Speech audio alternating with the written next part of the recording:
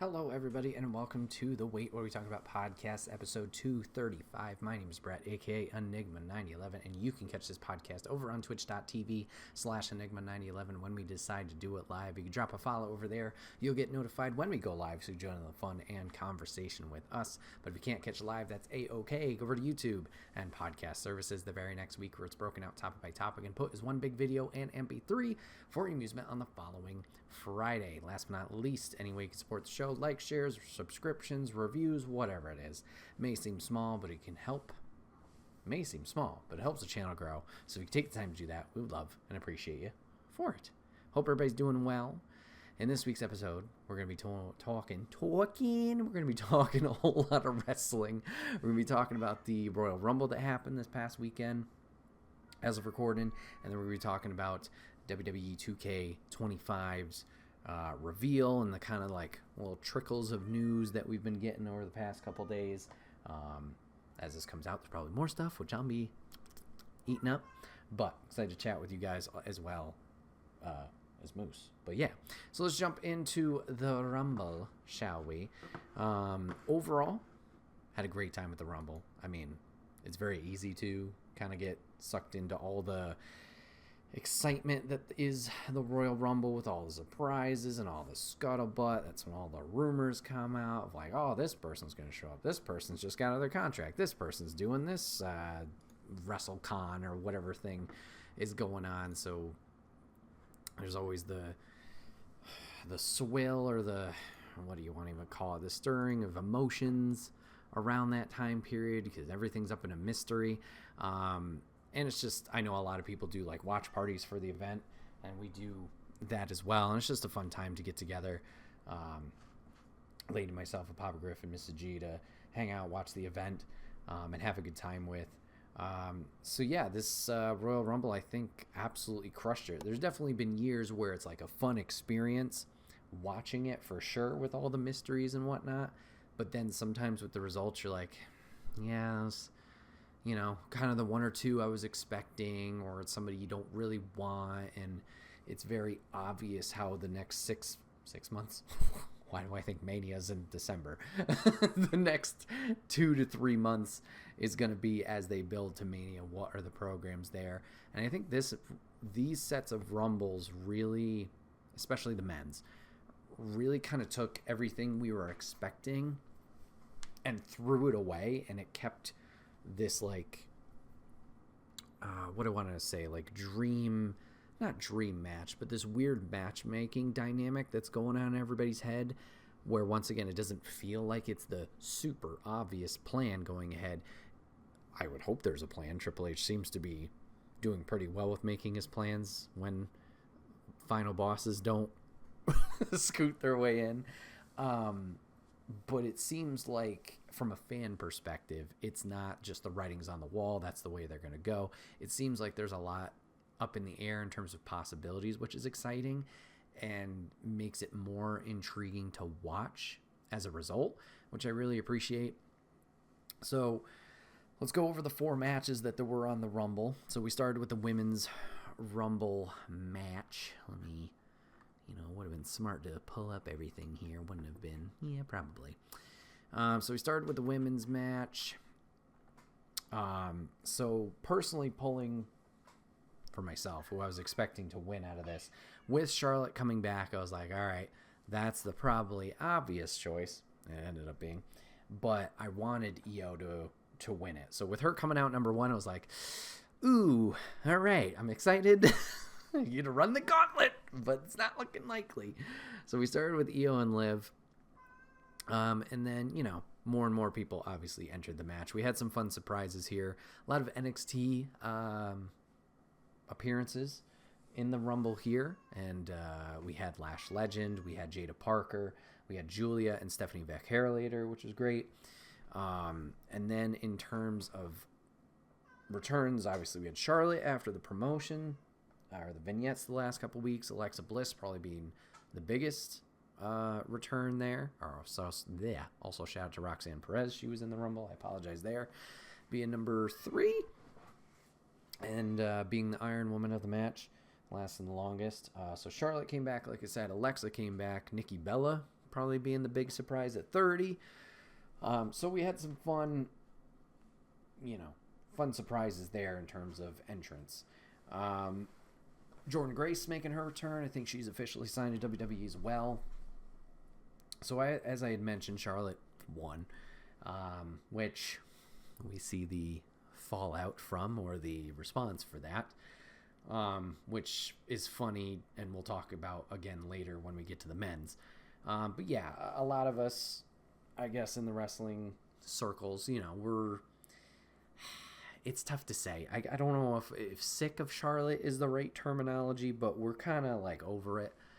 Obviously she is amazing in the ring, and she's had some great dance partners out there. The most recent example being Rhea, of she can do amazing things in the ring. It's just we're still getting over that weird, time period of the last regime, and how Charlotte was pushed to the moon, as similar to a Roman was, where we got sick with Roman, how everything, not handed to him, but it seemed like he was always in those pictures, which she can be, and there's other talents certainly, among the women's roster that are like that, I would say now, and even then, the rest of the 4 horsewomen. Rhea is obviously up there now. I feel like Bianca should be up there, but obviously she's doing her stuff with the tag division. Excuse me. But you have those people, as a parallel for the men's division: Seth, Roman, Cody, Gunther, Drew, Jay. You have these players which are kind of always in that main event picture, and for us, it seemed like she was always, if she didn't have the title, she was always in a line or relatively close in succession to having a chance at the title.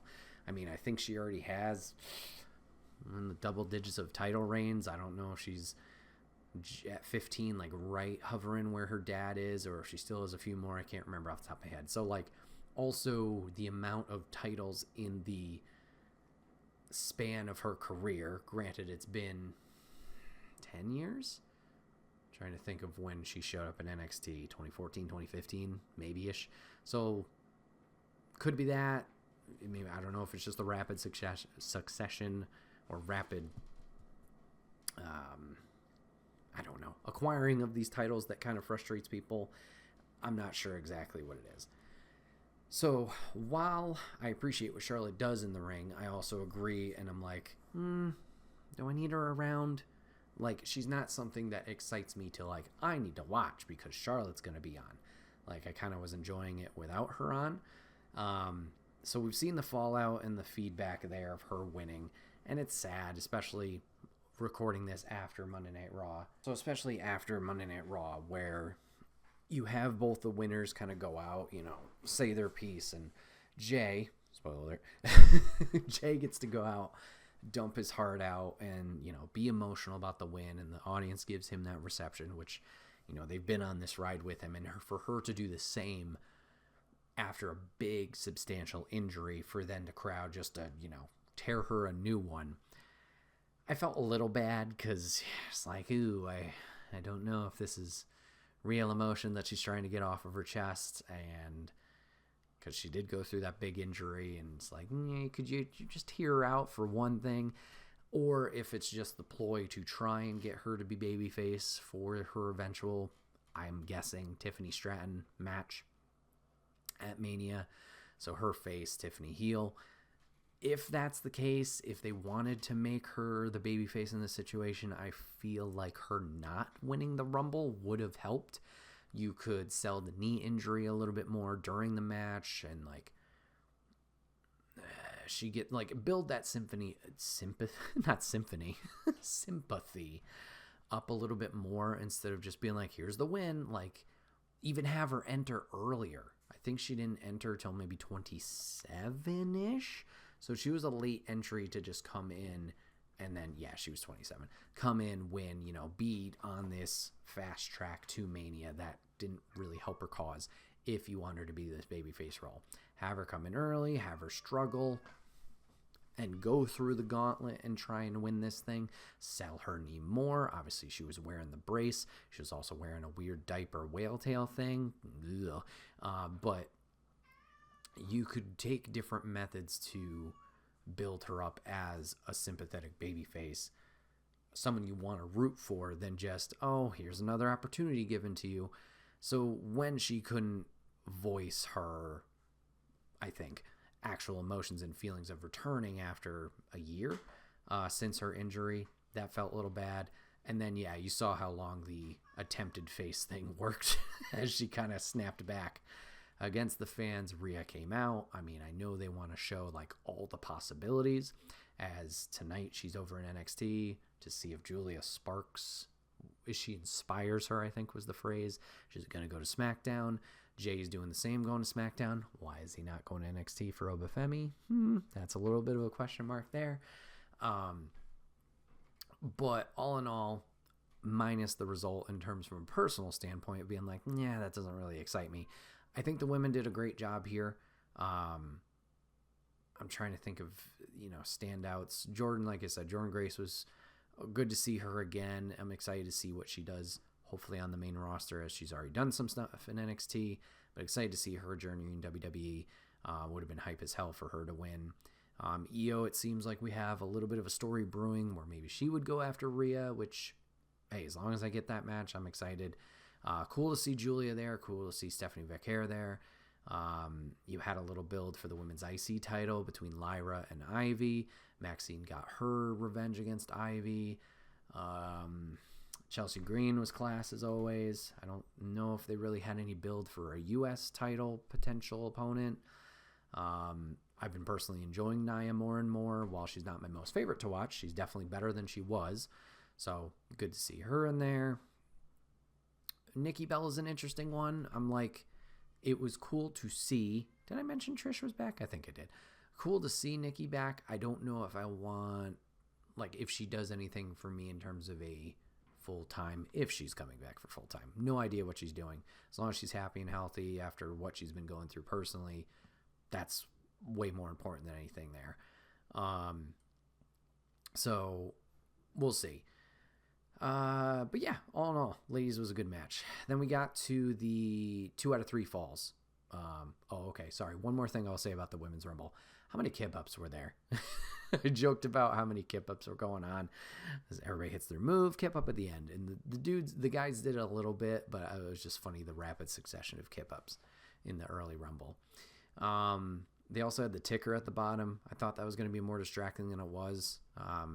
It was early on, but I think I kind of got used to it as the night went on. But that was nice to always check in and be like, oh, so-and-so has been lasting this long. These people have been eliminated. How many people are left alive? Whatever, left in the match. So that was nice.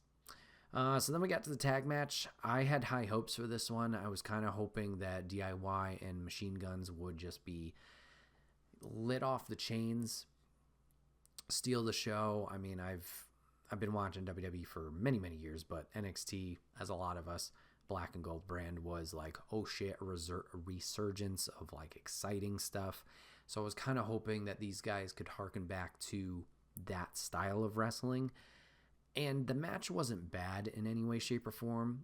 I think it was getting there. I don't know if it fully reached that potential. And I also don't know if it's it's hard to say if, what am I trying to, kind of the rose tinted glasses things, but I've already seen it. I've already seen one level. Is that level actually a higher level wrestling? Is that what I am seeing right now? Or have I built it up in my head to be this bigger thing? I don't think so, because I feel like I still go back to NXT matches and takeovers of old and still feel like, wow, yeah, that's really good. Granted, once again, it could be that nostalgia factor, which sounds weird to say. I don't know. I think these guys did a good job. The crowd was behind it. Granted, it's after the Rumble. You just expended all this energy with all this surprises. So there's that. I think they tried. It was a solid match throughout. It also could just be a matter of building up tag teams. I know in comparison, they don't get as much build as single superstars here and there. Certainly could be a whole nother deep dive conversation of, I mean, it's with the women too. How much build did we have going into the women's Rumble in comparison to the men's? Not that much. But tag team wrestling, yeah, stories and that stuff, it's got its start and stop moments. So maybe if it's just building that more, like looking back at last year's Mania 40, splitting the tag belts, is the tag division in a better spot now than when the tag belts were combined? I don't know if they are. It is. Over on Raw, I'm trying to think of who the tag team champs. So you had Awesome Truth coming out of it. You had Judgment Day, I believe, win it after them. They held it till recently when the War Raiders have taken it. That's been the only movement there. I can't really think of many tag matches that stand out for the titles in particular. On the SmackDown side of things, you had A-Town Down Under, I believe, win them at Mania. Then, was it DIY? Yeah, I think it was DIY. Then it was Bad Bloodline. Then it was the Guns. Now it's back to DIY. You know, hit or miss there. So I don't know if more investment on that side of things would have helped this match more. Granted, once again, the energy just can't be, to the moon the entire time. There's going to be ebbs and flow, and that's an unfortunate hill that they need to climb with this. Street Profits return at the end of it. A little confusing. It was implied that DIY attacked the Street Profits because it was supposed to be Profits machine guns for the title. Profits got attacked. DIY stepped in. That's when they won the tag titles. So it's implied DIY attacked him to get that shot. Street Profits seem to be wanting to get the revenge and want to do it personally, so they help DIY get the tag belts here to retain. But then attack DIY afterwards, which Ciampa's got a gnarly nose, like swollen and all that crap, either after the attack or in the match. So that's a little confusing. I assume this is going to go to a triple threat at some point. I'd love to see a Fatal 4-Way get, yes boy, pretty deadly in there. Maybe at Mania. But yeah, I mean, glad the Street Profits are back. Just a little weird on the delivery there. Then we got to our World WWE Championship, not the World's Gunther. WWE Championship match, the ladder match with Cody and Kevin. Killed it. Not a lot of ladder climbing. Not a lot of slow, getting up there. They just took their time. They smacked the shit out of each other. Took some nasty bumps. And we got Cody retaining. The ending seemed a little abrupt. I don't know if Kevin was actually hurt. It seems like he's fine enough to attack Sami Zayn on Monday. But he's still, sporting a little bit of a swollen eye and whatnot. And probably still in a bit of pain. But yeah, just the Alabama slam through the ladder while looking brutal. Cody just went, okay, I'm in the ring, zoop, right up and got it. And I was like, oh, all right. Not that's it, because obviously they went through a lot. It just seemed abrupt. But yeah, quite a few nasty bumps there. There was the Fisherman Buster on the ladder across. There was the power bomb onto Cody on that little ladder on the bottom where he kind of caught it with his arm. I already mentioned the Alabama Slam. There was the ladder propped on its side, and Kevin just flat bumped on that and didn't even move an inch. Owie. Yeah, a lot of nasty stuff. A lot of ladders put in there. I wish there was maybe more unique stuff with the ladder. A lot of slamming on the ladder. I don't know what I'm expecting. Ladder bridges. Get ladder bridges back.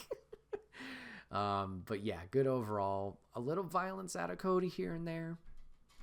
Could be, I don't know if it's a heel side coming out. We'll have to keep an eye on that. Sammy did come out during the match, didn't interfere at all, just kind of checked in on his friends.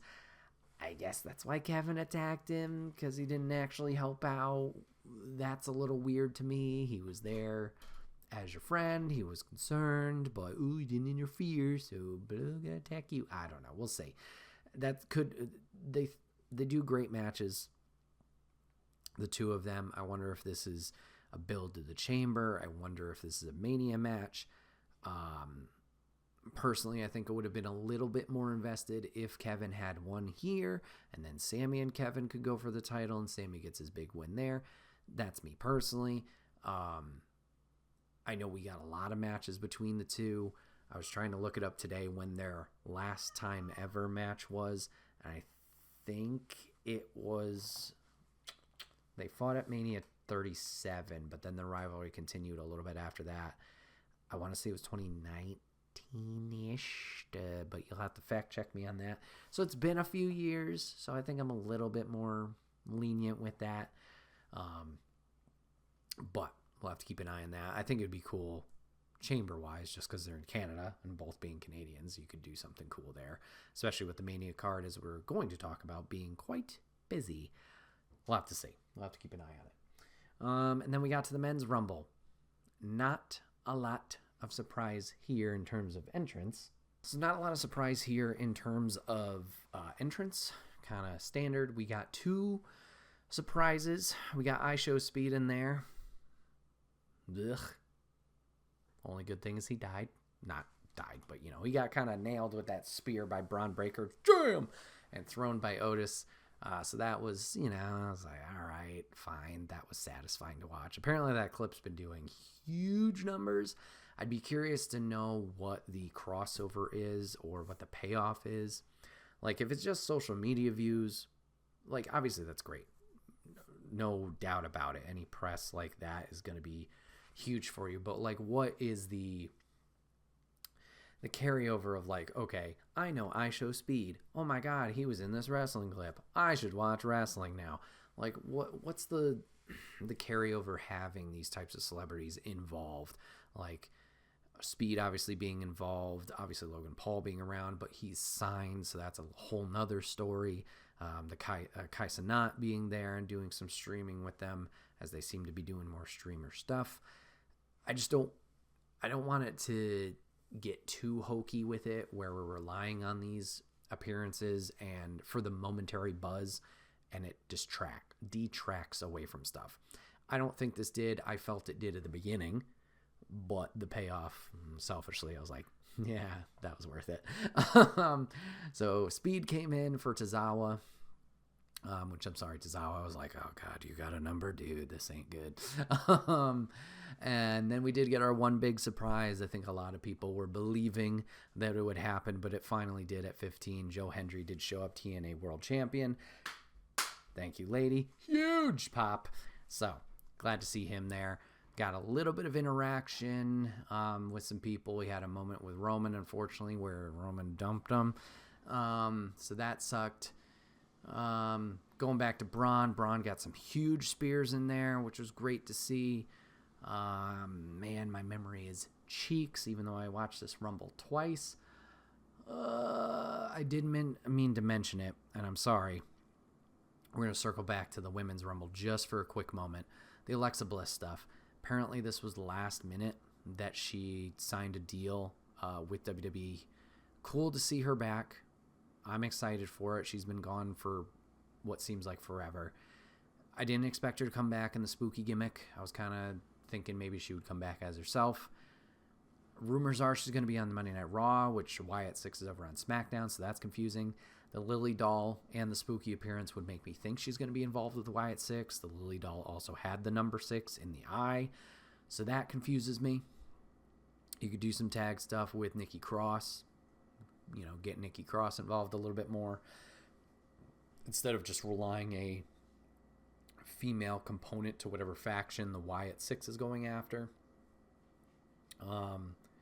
We'll have to see. Time will tell there. But the reason I wanted to talk about this is the unfortunate person she replaced, Shotzi. Shotzi Blackheart was supposed to be in her spot. Was like the alternate. That's the word. So I just feel bad for Shotzi. I know she's been doing some more work down in NXT recently, tagging with Tatum Paxley and Gigi Dolan. I think they're doing the Chemical X is like their name. I don't know if it's official, but it just sucks. I was like, no, they're gonna obviously have backup plans if things don't work out, but I just felt bad there. She was there for rehearsals, everything, bada bing, bada boom, and then, oh, here comes Bliss. So there it is. Okay, back to the men's. So I put over Braun Breaker, Jacob Fatu. I'm a huge Fatu fan now. Cool to see him. Good start with Penta and Ray. Bless you, most. Jeez. I was hoping for Joe in one of those spots for a big entrance, but he got his big pop at 15. Like I said, not a lot of surprises. I was hoping for a Trick Williams in here. I thought his entrance would get a huge reaction as well. I think this is the second year in a row where the women's Rumbles have had more NXT representation than the men's. A little sad to see, kind of get it, as the NXT men's division, at least right now, isn't at its strongest. Granted, you got Ethan Page you could have thrown in there. Wesley's been around for a while. Throw him in. So, yeah, men's went well. And then you had a lot of big hitters in this Rumble, obviously. Roman, Sammy, Drew, Punk, Cena, Logan Paul, Jey Uso. I mentioned Fatu. Like, you had a lot of heavy hitters in this Rumble. So I think my prediction going into it was Punk. I thought Punk was going to win it because, once again, we were all thinking we're on this brain track of, like, the obvious winner. So Cody obviously got to finish his story last year. Those ones were kind of predictable, right? So we thought, okay, the Punk Mania main event. That's what we're going to build to. Maybe him and Gunther, him and Punk, as we did the go-home shows with those promos. They could go either way with this. You could got a Roman do a three-peat with Cody, right? You could have had Dwayne pop in at number 31, final boss it, Mana, whatever. There was more obvious, predictable stuff that could have happened. But no, we decided to go huge with it. So Seth and Roman are being Seth and Roman. They're fighting each other, got this continued Shield rivalry going. They're fighting. Punk dumps both of them. Oh my God, huge thing. Logan Paul comes in, dumps Punk. Everybody's like, what? Because we're all on that same wavelength of like, what? Punk's going to win this. Now he's not. So you had, I think, final three were Logan Paul, Jey Uso, John Cena. Okay. And then we're all delete all the control, delete, wipe our brain. Cena's winning this. It's Cena's last Mania. Me, in the back of my head, I'm like, but they already advertised him for Elimination Chamber. This doesn't make any sense to me. Logan Paul, in the meanwhile, gets his ass dumped out, thank God. So you get to Cena and Jey, and I'm like, why would you advertise him for Elimination Chamber? So they're fighting. You get the AA attempt on the outside. Jey slips in, pushes Cena out, and Jey Uso wins the Royal Rumble. Holy shit. Like, I was so excited. I was so flabbergasted. Like, circles I follow online were hype as shit for Jey. Everybody in the crowd yeeting around. Insane. Like, it just blew my mind. Like, it just didn't seem possible. Like, obviously, he's main event Jey Uso. He's been pushed. He's been having title matches against a Damian Priest, against a Drew, against a Gunther. Like, he's been in these circles, but it didn't feel like he was the guy to get something like this. If we think back to Rumbles, I don't know, in the past 10 years, how many, like, big surprise winners have there been? On the women's side, it's a little different because we haven't established it. Granted, it's been around for, what did they say, 8 years already? And I'm like, what? Time flies there. Like, was Shinsuke the last big surprise winner? And then before that, was it Alberto Del Rio, perhaps? Other than that, guys, you're like, yeah, you know, an Edge, an Orton, a Roman, a Seth, Drew. I guess Drew could have been a big surprise. Like, yeah, I guess Drew at the time. So, I don't know. This one just baffled me of, like, not baffled in a bad way. Just like, wow, we're doing this. Okay. A little confusing. He just lost to Saturday night's main event. You're going to have him go against Gunther again. You just lost. And so a little confusing there. Let's talk about the backlash. We've already talked about the backlash for Charlotte. As we saw on Monday. Follow through. People not happy about it. There was backlash online about Jey winning. Now, key word there is online. Online, everybody is a hater. Everybody just wants to bitch and moan. But as you saw Monday, everyone is so hype and ecstatic for Jey winning this. yeeting their brains out. The signs, the merch, the support when he's getting emotional. People are locked in. So, good call. And shout out to the What Culture guys, but they made this point. Jay winning does something even bigger than just this result, this Royal Rumble's result. This takes the next 5 years of Rumbles and truly paints that brush over it of like anyone can win. Like I said, we all have this predictability of like, you can see going into it, all right, who's probably gonna make it. But we always fantasy book like, oh, it'd be awesome if so-and-so won or this person won. But then you have the people who are like, no, but in reality, blah is going to win. Like I did it earlier with Charlotte. Granted, the Charlotte one came true. But, I was like, I really want Io to win because she's been kicking ass. But it's probably going to be Charlotte. We had that with the men's. I really want so-and-so to win. But it's probably going to be Punk. But then this happened. So this just helps to, even if it's a facade, and that sounds bad to say, but it helps us escape, what's the term? You go to the movies, you suspend your disbelief. It gives us that going into these Rumbles where anybody could take this. Now, I'm not saying, okay, sorry to shout him out again, in this light especially Akira Tozawa. He's not going to just come in and win the Rumble, but it gives you, as a fan, that opportunity that maybe this is an opportunity for someone who's been on the rise, who's been kicking ass, whether it's mid-card, tag, whatever it is. This will propel them to give them that shot. Doesn't mean they have to win, but anybody could win this. And that's cool, because that's the point of these things. You don't want to just be going in and be like, well, I'm here for 3 hours. I already know what's going to happen. No, that's dumb. That's silly. You want to be able to dive fully into it, especially in the shitty world we live in now. Turn your brain off for a few hours. Just invest, escape, have a good time. So that was cool win all in all. Where does that leave everybody else? Boy, oh boy. That's a great question. We talked about the Sami Kevin thing. Don't know where that's going. Who's Cody fighting? You got the Chamber qualifiers going on right now. You got Cena and Punk in there. So it seems like the winner of the Chamber will go after will go after Cody. I don't know. I would lean once again towards Punk, but do you do the rumored Cena Cody that's been going around? Then what do you do with Punk? Punk Roman? Heyman fight? What's Seth's involvement? He curb stomped both of them. He fucking double foot curb stomped Roman. What about Roman and Jacob? We not doing that anymore? Everything's up in the air. It's insane. What's Drew doing? What's Damian doing? Probably each other in a fight that Drew's not happy about, if we're to be believed. What's LA Knight doing? What's AJ doing? What's Logan? We don't need to worry about Paul happening. It's insane.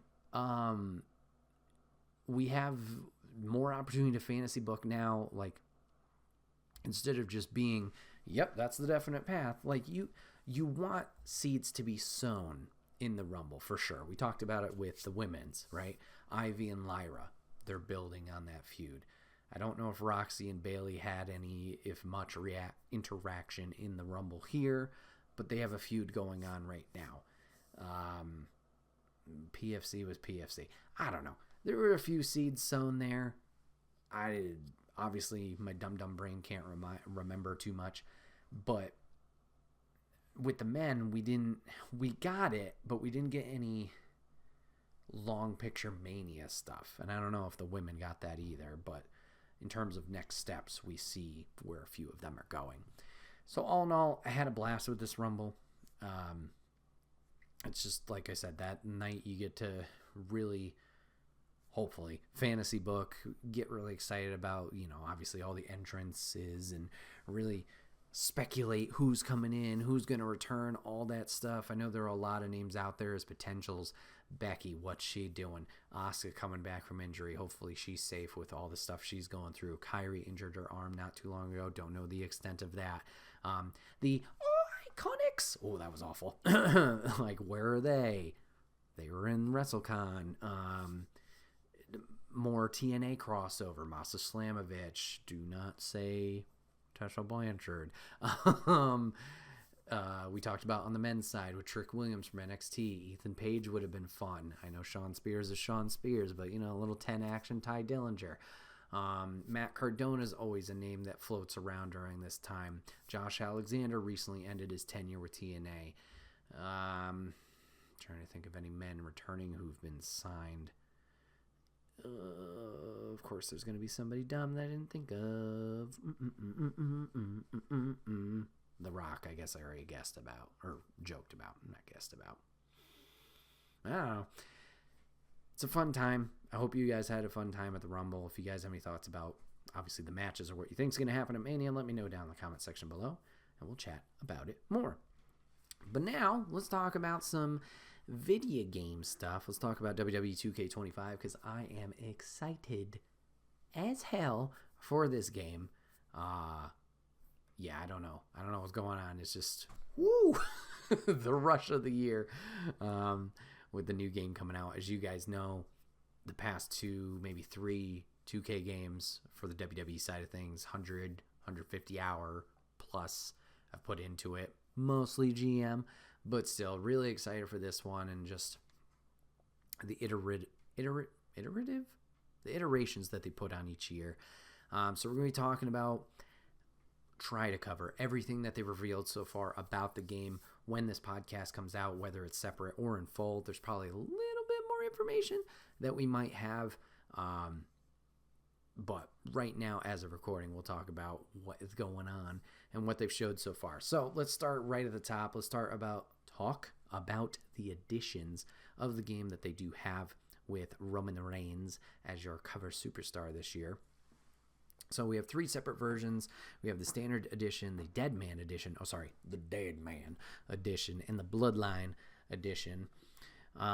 You have your Standard Edition, which is physical and digital. Dead Man and Bloodline are digital only. Sad face. Tiers go as follows. Standard Dead Man is like your deluxe version that the ladies had last year. Shout out to them. And then the Bloodline is akin to your 40 Years of WrestleMania edition last year. So, what do you get with each edition? So, Standard Edition, you get the base game. You get a pre-order bonus of the Wyatt 6. Includes My Faction Persona cards for Uncle Howdy, Dexter Lumis, Nikki Cross, Joe Gacy, and Eric Rowan.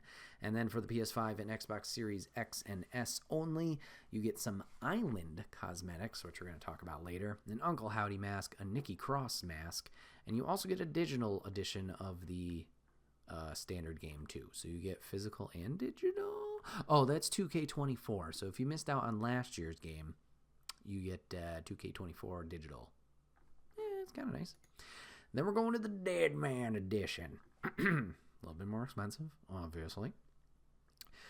Yeah, right. If you pre-order the Dead Man Edition, or rather get it, in addition to launching 7 days earlier than the Standard Edition, so you get to play on the 7th compared to the 14th. I did not say that. Launches on the 14th, unless you get this fancy one, 7th. In addition to playing 7 days earlier than the Standard Edition. Delition? Oh boy. Standard Edition. Delition. Thank you, lady. The Dead Man Edition includes the following items. Base game, pre-order bonus of the Wyatt 6. And then you get the Dead Man Edition bonus pack. My Faction Persona cards. Undertaker from 1990. Mattel Elite Collection Greatest Hits Undertaker, aka Action Taker. The usable urn. Brother Love as a manager. And the Undertaker 1995 mask as an island cosmetic. You'll also get the Season Pass, 5 post-launch DLC character packs, and the Supercharger for My Rise. And 15K virtual currencies. Last but not least, the Bloodline Edition. Also March 7th. You get to play early. In this edition, you get everything in the base game. You get everything in the Dead Man Edition. You will also get My Faction Persona cards, Mattel Elite Collection Greatest Hits, Roman Reigns, Mattel Series 114, Jey Uso, so 2 more action figures, So for my faction, if you didn't know, the Persona cards, they added in 2K24. Special card you unlock really by working hard in my faction. You unlock the Persona cards in my faction. You can use it in any mode outside of that game. So, for example, in 2K24, they gave everybody Sheamus 09, so you got to hear his Lobster Head song. So Sheamus 09 was in there, Ulafala Roman was in there, Becky Lynch from like 2016 was in there, Chad Gable with long hair was in there, CM Punk with long hair, the Straight Edge Society mask, bald, all those versions were in there, along with a lot more. So that's what those are. Sorry. Circling back. So you get those 2 action figure Persona cards. Island Cosmetics, you get the Family Above All hoodie. You get the OTC shirt. You get the Yeet tank top and Yeet sunglasses. You get the WrestleMania 41 pack, akin to last year. WrestleMania 41 arena, and 3 My Faction Persona cards. A new playable superstar, TBA. So this superstar is going to be at Mania. You get the Mania attire. You get WrestleMania main event number 1, TBA. WrestleMania main event number 2, TBA. So essentially you're getting 3 Persona cards for WrestleMania 41 attires for these 3 superstars. Cool. You get the Rock Nation of Domination pack. My Faction Persona card for The Rock. Not available for individual purchase. And then you get the Season Pass. You get the Superstar Mega Boost. My Rise Boost, 200 attributes, whatever. And 100,000 virtual currency. All the Dead Man bonus stuff. The Wyatt 6 stuff. Shabam. So you get pretty much everything in a nice, neat little bow. Woo! Good stuff. To note, include in both the Dead Man and Bloodline editions includes 5 post-launch DLC characters packs, as well as the supercharger that unlocked all WWE legends at the start, including RVD, Stacy Keibler, and Eddie Guerrero. It also unlocks throwback arenas such as WCW, Fall Brawl War Games, and SummerSlam 88. So those are some of the unlockables that you can get with the in-game currency that you get just by playing matches. You can, if you get the supercharger, I don't know if it gives you the choice, which always pissed me off, because like if I just want to play and unlock the game, I think it does. I think it's like you got to activate it. I don't remember. Don't quote me on it. But it unlocks all the legends for you, all the different arenas, your championships, stuff like that. If you didn't want to play exhibition mode and all these different ones for like ages and ages to slowly unlock stuff, this is available to you. So, we got your additions there. Since then, they've had the announcement trailer with Roman talking about some of the game modes that we're going to go over and features. And, yeah. There was a reveal event also at the Royal Rumble this past weekend. So some people got hands-on with it, including Up, Up, Down, Down, which will be talking some of their reveals that were released today, Tuesday, as of recording. So we might be getting more information from those people who were at the event in the coming days. I know Greg Miller from Kinda Funny and This Is Awesome on the network was out there as well for the Rumble. Don't know if he was just out there for himself or in years past he has gone out there and done like little promos and talking segments, interviews with superstars as they reveal their ratings for the game. This past Monday night on Raw, they did start showing superstars' ratings. So if that comes out with like a roster reveal, that might be the case. So let's talk about the features that will be available in this game. So we've alluded to the island in the pre-order cosmetic stuff, right? What the fuck is that? So this is new to 2K25. This is, from what I can tell, and a lot of people are thinking, this is akin to the city in the NBA titles. So in the city, you make your baller, your NBA player for My Player mode, and this is like your online hub to play online games with other players, whether it's 2v2, 5v5, whatever it is. You play basketball, you can also go around. That's where your hub of like I want to go to my next My Player game. I want to change my attire. I want to buy cosmetics for whatever it is. And you run around and do that. The My Island seems to be WWE 2K25's version of this. Now, this is where it gets a little concerning. It's cool. I think it's a cool thing, and I'm looking forward to exploring it. Nowhere does it read this, so this is just me making a lot of assumptions. I do not want this to be NBA 2K25, or NBA 2K's rather, online smorgasbord of people where you make a creator wrestler, you're running around like a MMO, and all these other players are running around doing their things. It does not read in any way, shape, or form that it is going to have this online functionality, which I think is a good thing.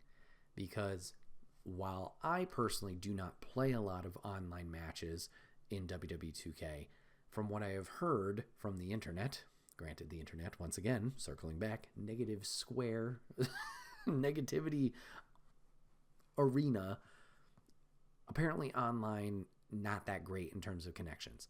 I've had 50-50. Sometimes it stutters. Sometimes it's smooth as butter. That would be a big undertaking. I don't know why it would be particularly different from an NBA side of thing. I'm not sure if it's a funding thing. Obviously, NBA, perhaps a bit bigger in terms of a fan base than a WWE. I have no idea why the framework, whatever, especially from both from Visual Concepts and 2K, why they would act so differently or not work. I don't know. But what it says on the site: The Island. For the first time in franchise history, step outside the ropes and onto The Island for PlayStation 5 and Xbox Series X.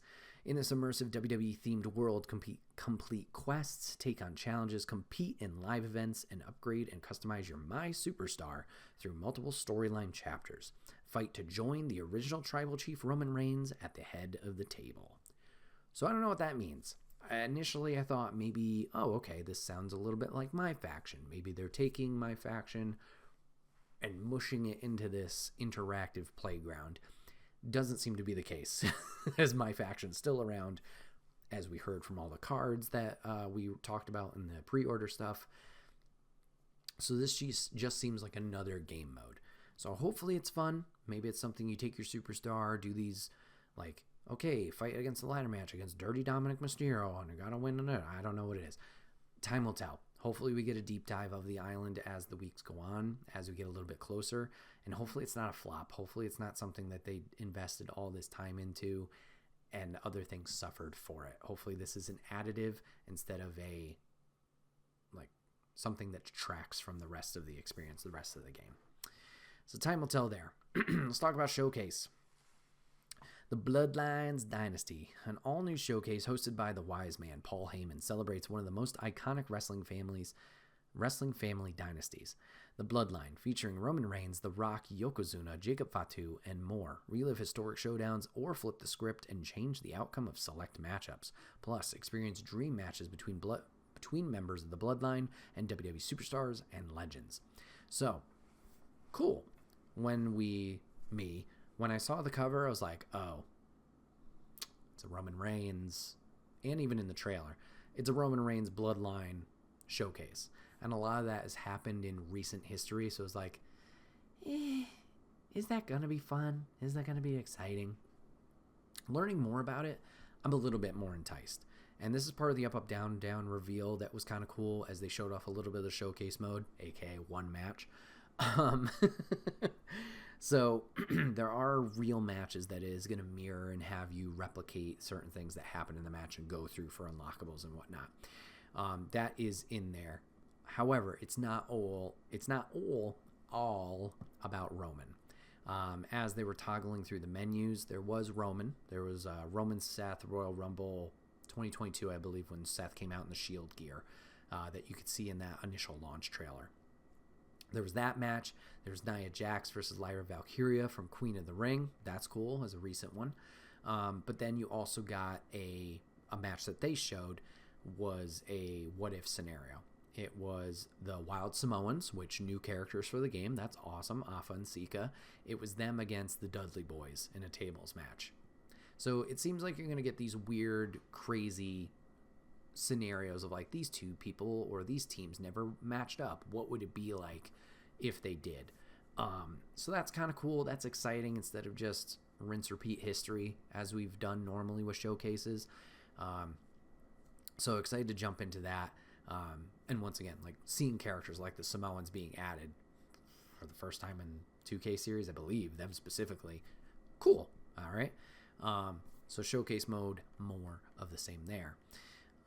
Expanded gameplay, intergender wrestling makes its long-awaited debut in WWE2K franchise. Pit WWE or player-created superstars from men's and women's divisions against each other to set up countless matchups across multiple modes. Additional features include the return of chain wrestling, underground, and bloodline rules match types, and barricade diving. I don't know why I put such an inflection on that. So as you can hear, some cool stuff from a gameplay perspective that they are adding. I don't know how exciting the chain wrestling is going to be. Intergender, cool. I wonder if that will cross over to other modes, a la GM mode. There was a match showing an up, down, down of an intergender rumble, so that's pretty cool. Seems like there won't be any limitations there of what match type you could do. Potentially, who knows? It's just nice to give player that options. It's not necessarily a selling point for me, but just like, oh, all right, cool. Underground rules, I don't know how that's going to work. The ropes are gone. They have shown, not footage of it, but there is a screenshot of it with Carmelo Hayes and Sami Zayn. So intrigued to see how that will play out. They do have people on the outside of the ring, so will lumberjack matches potentially ever make an appearance? We'll see. And then Bloodline rules, pretty much a no DQ match, but what I've heard or what I've read is how this works is your finishers, if you choose to, you can use a finisher saved up to call in an ally, and eventually it can be like a mini War Games match where you can have 3 allies on your side, the opponent can have 3 allies on their side, and it's still, go to the pinfall and have some fun and chaos there. So intrigued to try that one out and see how smoothly that one plays. All right, big one for me that I'm looking forward to, my GM mode. Take your show on the road and challenge friends worldwide and enhance my GM for WWE2K25. Now with online multiplayer up to 4 players, which I thought was already a thing. Draft WWE superstars and legends to your weekly show's roster and lead your brand multiple week seasons with a bigger selection of general managers, cross-brand platforms, cross-brand PLEs, and more. So, as you guys know, as I said earlier, GM mode is where I spent 90% of my time in these games now. It's a lot of fun. I've enjoyed what 2K has done with the experience, whether I'm playing solo or whether I'm playing with Papa Griff. It's been a great time. The online component here, I don't know if I'll dive into unless obviously friends pick up this game and want to do that. But it's kind of like a D&D session where you kind of got to schedule it out, especially if you're going to keep up to date with it. I thought they already had 4-player online. Maybe they only had 2. So that's, all right, cool. Bigger selection of GMs has me wondering. Sonya's back to wrestling. Will she drop? I think GMs that we're going to add, Ava from NXT, Nick Aldis from SmackDown. Do you go funny? Do you add Ava's assistants? Do you have Mr. Robert Stone? Do you have a Stevie Turner? I'm going to lean towards no, towards both of them. But outside of them, I'm curious who they'll add. Obviously, we got Heyman added last year. We got Teddy Long added last year. William Regal, Ted DiBiase. To my knowledge, was never a GM. So he was the one I was like, head scratcher. Interested to see who else they add, but those are the 2 I think are locked in as new GMs. Cross-brand pay-per-views or premium live events. That's exciting. I know we had that back in the OG run of 06 to 08. How's that going to work out? Obviously, with your booking, you're trying to do your little bell curve. That will be exciting and enticing to figure out how that works. And will they bring back the gimmick of old for like the Royal Rumble, for example? The winner of the Rumble, that show also got the main event of the Mania show. So like, could you bring that back? Money in the Bank. Do you have, you don't have to have the qualifiers. I'm sure like, hey, you pick 4 participants from your show. They pick 4 participants from their show. And then you have a money in the Bank person on your roster. that you get to choose, hey, you're going to cash in, like an interference type thing. That would be pretty cool. So excited to see the changes there. We've talked about a little bit of critiques and criticisms from last year's. Some things that work, some things I was like, yeah, a little hesitant on. So I'll be intrigued to see what they change in there. From the screenshot I can see here, seems like the layout is the same. You're still doing the Hall of Fame trophies, 0 out of 10. You still have 25 shows per season. Budget could be different, as this person has $300,000 on them. You still have home, book show logistics, manage roster, power cards, and career, I believe that is. You still have the GM assistant, and you still have talent scouts. So we'll have to see. We'll have to see how what other tweaks they do make, but that's the one I got my eye on. For you creative folk. Oh, I will also say, sorry, there was one more thing that the shout out to the What Culture gaming site, but they have an article up about 10 gameplay details you need to know about 2K25. They put, my GM, meanwhile, will now be playable online with support up to 4 general managers, as well as interbrand premium live events that will be impacted based on how you play. Alan Flores, a visual concepts design director, specifically mentioned backstabbing, complaining superstars, and people trying to trade each other. So it seems like there's going to be a whole nother drama scale that we need to deal with. Oh boy, if you play GM, you know. Oh, I want $50,000. Oh, I want $100,000 because you really want me on your roster. And then they're like, I'm going to leave. And you're like, I'm not giving you the money. You're like, all right, I'm going to stay another week. You can figure it out, or they'll just quit on you, even if they were injured for 3 weeks and couldn't be booked.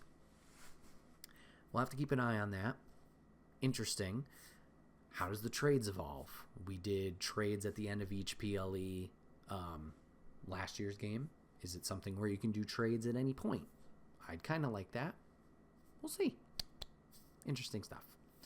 Now for you creative folk, my universe gets a little bit of an update. Your universe, your way.